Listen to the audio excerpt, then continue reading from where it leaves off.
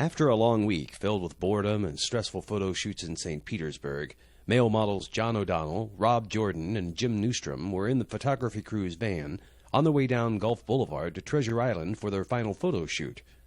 After not seeing any young girls during their long stay, Jim was surprised when he looked out the van's window and saw two hot girls in a shiny red convertible in the next lane. To shock the college guys, the well-endowed girls lifted up their T-shirts and flashed their bare breasts at Jim.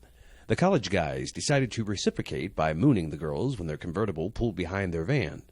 The girls flashed their breasts again before speeding off down the road, leaving the slower van puttering behind. There was just one problem for the breast flashers. A drawbridge at St. John's Pass had raised a quarter-mile down the road to allow a boat to pass through to the intercoastal waterway. This stopped all traffic, including the girls' convertible.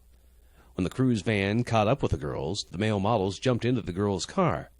The guys explained that they were male models in town for photo shoots and convinced Sandra and her friend to follow them to a photo shoot, and both vehicles took off to the photo shoot location once the drawbridge lowered.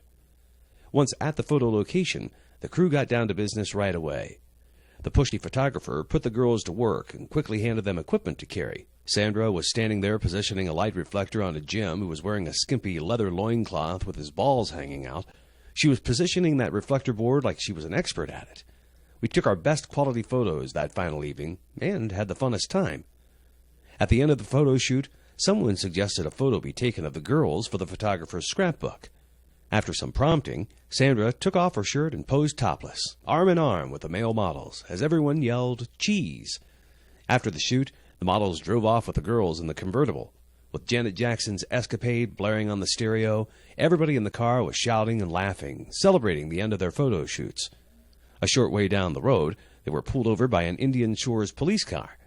The driver was issued a ticket because there were too many occupants in the vehicle, so two of the guys had to get out and walk back to the condo. The girls followed the crew back to the condo and hung out with the college guys until the next morning. Because Mike Willingham went without sleep that night, he was not in condition to pose for photos the next day.